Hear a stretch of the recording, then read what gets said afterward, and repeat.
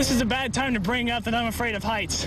This has now become a crime scene. This is where those rolling shootouts finally came to a rest. We're going to show you right there. That white car right there is where the shootings, is what the shooting suspects were driving. President-elect Donald Trump flying into Baton Rouge was still just a rumor as recently as Wednesday, but now it's reality. Plastics, aluminum, paper, and cardboard.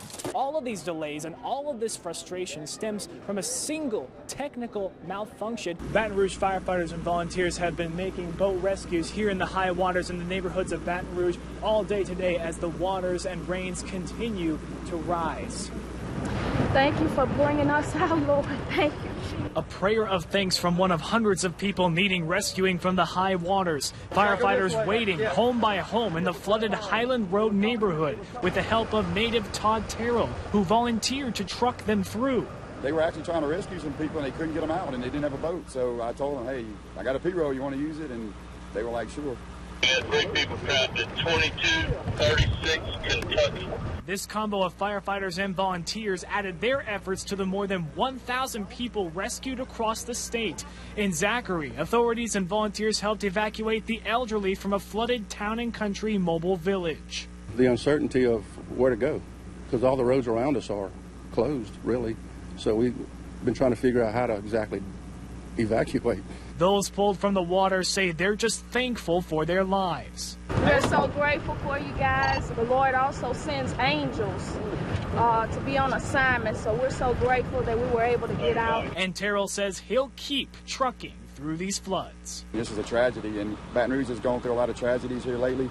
And this is one where everybody just needs to put their differences aside and come together and help. Firefighters and volunteers say they'll continue to keep making trips to people out to their homes, rescuing them, making sure they get back on dry land as the floods continue to be battled here in Baton Rouge. I'm Nick Lund reporting for the Raycom News Network.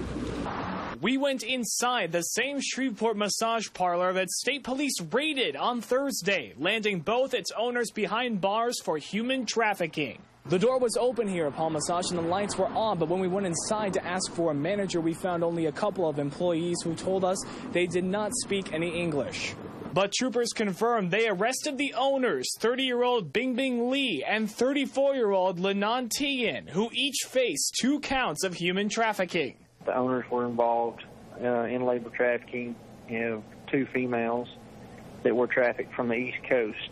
We also tracked down the second location Tian and Lee had on Old Minden Road in Bossier City. It's locked.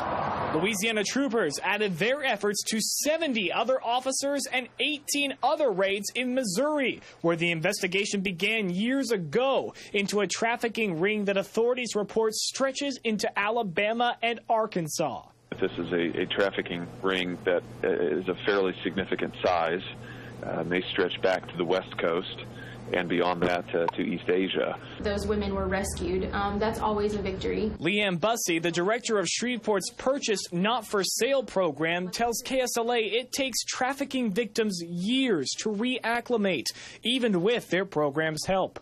She has to completely rewire her brain to think and to feel and to react in a healthy way. Troopers report more arrests are coming, and Bussey says anyone can join the fight against Shreveport trafficking. Not let it scare you and just instead learn, how can I be a part of someone's freedom and how can I be a part of this fight? In Shreveport, Nick Lawton, KSLA, News 12. Take a minute and think about your arms and hands.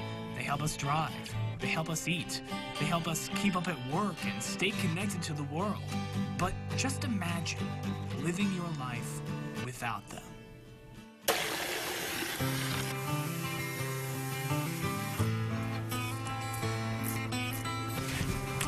Well, no blood. We did okay.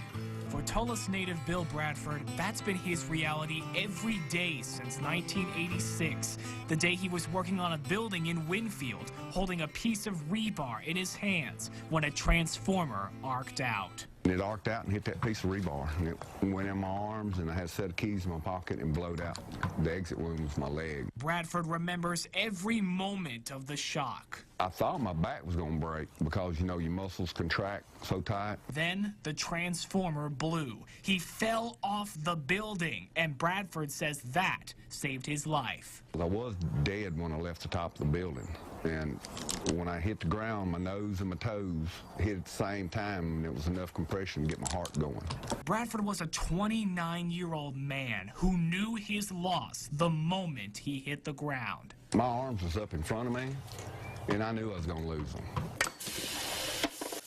Now, 28 years, 25 surgeries, and 2 prosthetic arms later, Bill wakes up, pours 2 cups of coffee grounds in the machine, and fires up the griddle. What you think? That's delicious. You got to get that right angle. Some tasks take a lot longer. Practice, practice, practice, I guess you'd say. He plays with his dogs Coco and Jackie across the field of his Calhoun home. She's been the ball chaser ever since. Then he gets in his car and drives, something he's learned to do again. He even volunteered driving a food bank truck for a couple years. I really enjoyed that. Go to all the different Walmarts and Sam's and stuff like that. Pick up whatever food they was donating to go to the food bank. What's been one of the things you've missed most? Shooting. Shooting. Now the former Marine says he tries to help wherever he can. He's worked with the Percy R. Johnson Burn Foundation for 7 years and was a prison evangelist for 11. Faith in the Lord Jesus Christ is my main thing. He also served as a certified peer visitor for Amputee Empowerment Partners based in Oklahoma City, counseling burn victims and amputees, adult and child alike. There is life after amputation. I mean, you know, they can still live a full, productive life if they want to. Yes, there's going to be limitations with their life, but usually we all live with limitations anyway. Bill says he's relearned to do everything he used to do with arms to send the message to never give up, no matter what. And if a story can be told from the life of one man, it's a story of perseverance, a story of hope. Just continue on. You might not make a mile in progress in one day, but you might make a few inches. Inches is all it takes. Not too bad, huh? Nick Lawton, Fox 14 News.